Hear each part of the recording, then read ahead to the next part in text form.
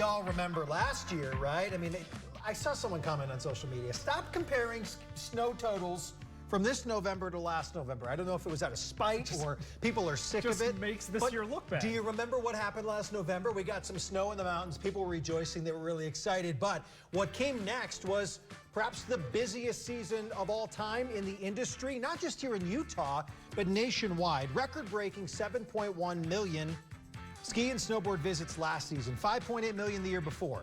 So even with crowds, Ski Utah says we're more accessible than other states. I'd like to think that's really true with Salt Lake's airport. Easy in and out for the most part. You get to them pretty quick. Let's not get into the airport debate at all right now. But I'm going to say it's so close to the valley for most of these locations.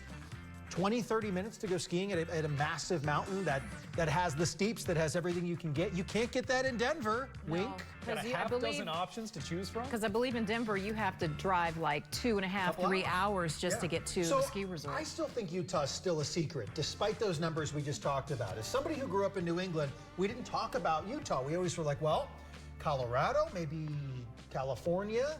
But there are some concerns. There's some frustration because there's a lot of changes and the industry has gotten more expensive.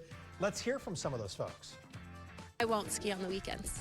It's just too crowded. The last time we went, we had to wait in line almost an hour to get in the ski lift. While still really fun, it's more challenging and logistically just kind of a nightmare.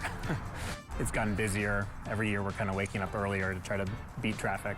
Well, there's some reasons for that, though, because these ski passes that I'm hearing about, where it's like you get this one ski pass and a mega pass that you can go anywhere across the country or even the world to go skiing, and so people are taking advantage of that. It's like having these gym memberships where you can get you pay a certain amount and you can go to the gym anywhere in the country. Well, they are the best bang for your buck. If you're going to go skiing more than maybe 7 days, 14 days out of the year, you pay a certain flat rate. You get, the season pass at one location, then you get bonus days at all these other spots. Some places that cost, hundreds of dollars a day for a lift ticket, you can get included with that pass. Now, the one that we all know of is called the Icon Pass, and it is the one that may have contributed to a lot of these crowds at some of these resorts.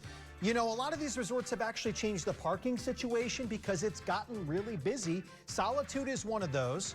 Some resorts are capping skier numbers. I mean, really, each place is different. So if you have questions about what is my hometown or my favorite resort doing, just go to their website and click the parking tab because each one does different things. Some are charging, some are requiring that advanced reservation, some are really encouraging carpooling, so you knock off that fee to park. You got to be dedicated. And then you have people who are coming in from out of town. How are you going to carpool with people that you don't even know? You're not. It's a lot. Yeah, and obviously UTA, Transit Authority, took a hit over the last few years talking about what is the best way to get people to and from some of these resorts. They have ramped up the buses this year, but to be continued. This conversation is to be continued.